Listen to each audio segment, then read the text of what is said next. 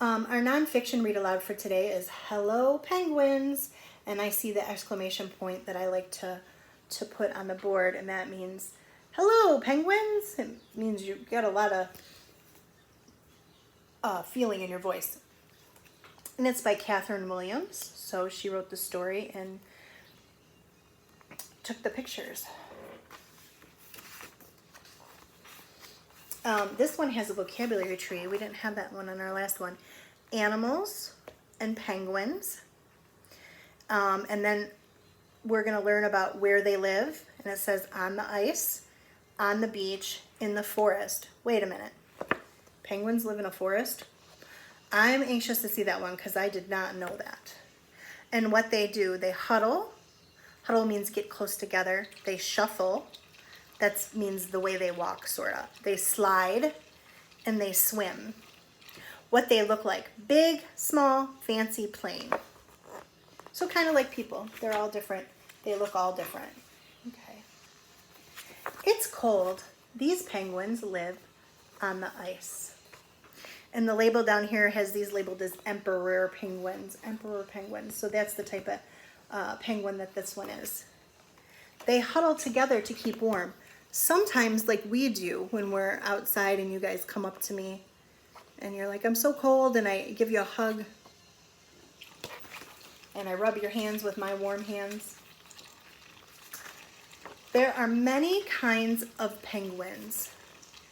This kind lives on the beach. So I wonder what kind lives on the beach.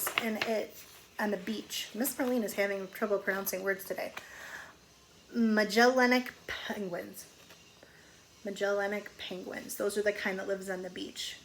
And they look a little different than the ones that were on this page. And that's how you know they're not emperor penguins. They make nests in the dirt and sand. So these penguins, I'm wondering if they don't live where it's really cold and icy, since they have sand. And the sand's not covered with ice. Oh, here's the one I wanted to learn about. These penguins live in the forest. And they're called Snares penguins. I did not know penguins actually lived in a forest. And you can tell they have a tree around them, because remember, a forest is a group of trees. They waddle over the roots. They waddle over the roots. So there's a root on the ground from the tree, and he's going over it.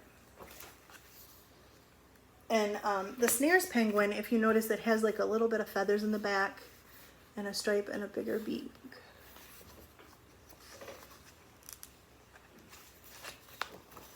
Some kinds of penguins are big. This is an emperor penguin. Emperor penguins are big. And some are small. And this is a fairy penguin. That's so cute. Look at it.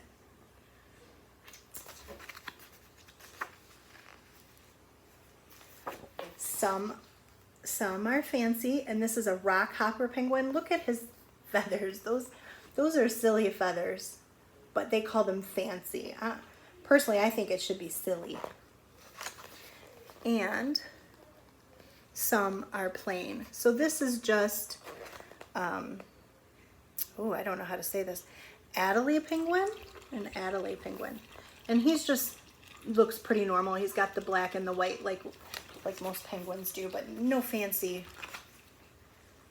things. Penguins can't fly, but they can shuffle. Shuffle means to walk with your feet.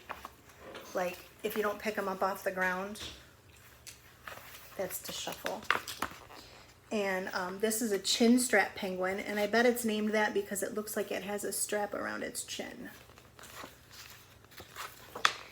And they can slide. Look, he's sliding on his belly. I wish I could slide on my belly. I think it would hurt.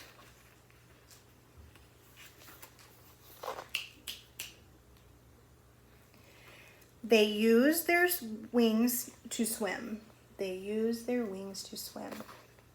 Splash. Yeah, their wings look a little bit like fins like that you see on a dolphin. And these are the Adelaide penguins again.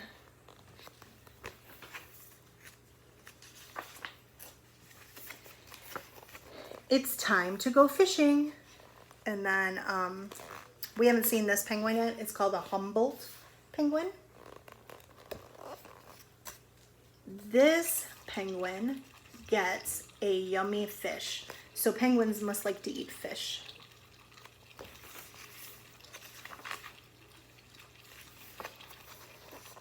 After a swim, it's time to go back on land. And this is a Gen 2 penguin. It looks like he's hopping up out of the water.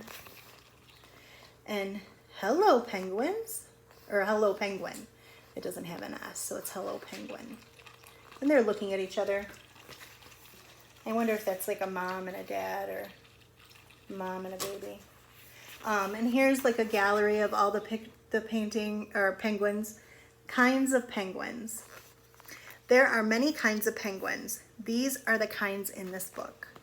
So it's showing us the emperor penguin, the Magellanic penguin, the snare penguin, the fairy penguin, the rockhopper penguins, the Adelaide penguin, the chinstrap penguin, the Humboldt penguin, and the Gen 2 penguin.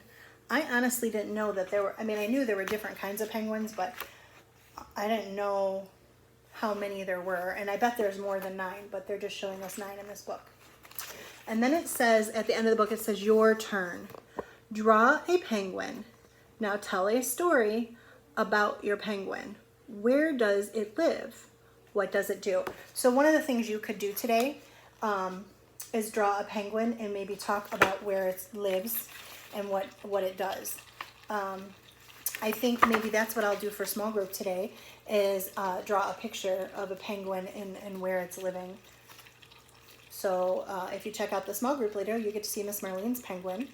I think I'm going to do 2 small groups today too. So I'm going to read another story and retell the story, and then I will draw a penguin.